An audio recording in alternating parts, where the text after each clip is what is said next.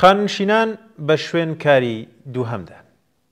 هێزی کار لە ئێران دوای گەیشتن بە تەمەنی خانشینی ئەو قۆناغەی کە پێویستە کاتی پشودان لە کار بێت ناچارن بۆ کارێکی دیکە بڕۆن تا بە وەرگرتنی کۆی موچەی خانەنشینی و موچەی ئەو کارە دووەمەیان خەرجی ڕۆژانەی خۆیان دابین بکەن.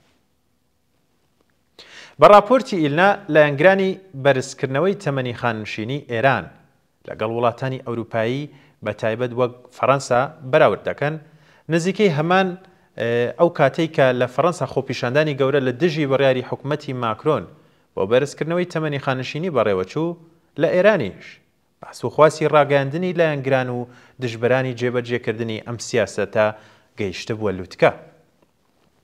ئەوەی لە فەڕەنسا ڕوویدا بیانوویەک بوو بۆ لایەنگرانی ناوخۆیی و ئەوان دەیانگوت کاتێک وڵاتێکی ئەوروپی بۆ چارەسەری ناهاوسەنگی سندوقەکان و ڕێگریکردن لە قەیران ڕوو دەکاتە بەرزکردنەوەی تەمەنی خانشینی بۆچی ئێمە ئەم سیاسەتە جێبەجێ نەکەین.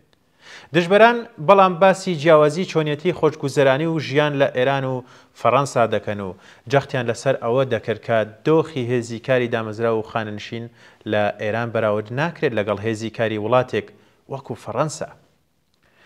دژایەتیکردنی بەرزکردنەوەی تەمەنی خانشینی هەڵبەت نابێت تەنها لە ڕوانگەی بەراوردکردنی دۆخی هێزی کار لە وڵاتانی جیاواز ببینرێت.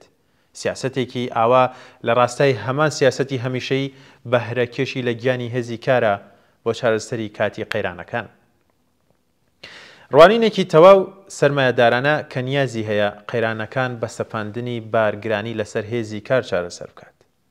لەگەڵ ئەوەشدا جیاوازی زۆری دۆخی هێزی کار لە ئێران و وڵاتێک وەکو فەڕەنسا ڕوونترین هۆکارە بۆ بردنەژێر پرسیاری جێبەجێکردنی سیاسەتێکی وا لە وڵاتێک وەک ئێران. سیاسەتێک کە سەرڕای دژایەتی زۆر گەیشتە قۆناغی ڕاگەیاندن. دۆخی خانشینان لە ئێران خراپە بە یان لەسەر ئەم ڕستە کورتە دەکرێت بە سەدان لاپەڕە لە ژیانی تاڵی خاننشینان بنووسینیان بنووسرێتەوە. هێزی کار لە ئێران دوای گەیشتن بە تەمەنی خانشینی قۆناغێک کە دەبوو کاتی پشودان لە کار بێت ناچارن بە شوێن کارێکی دیکەوە بن تا بە وەرگرتنی کۆی موچەی خانەنشینی و موچەی ئەو کارە دووەمەیان خەرجی ڕۆژانەی خۆیان دابین بکەن. زۆربەی خانەنشینان لەگەڵ دەستپێکردنی قۆناغی خاننشینی قۆناغێکی سەختتر دەست پێ دەکەن.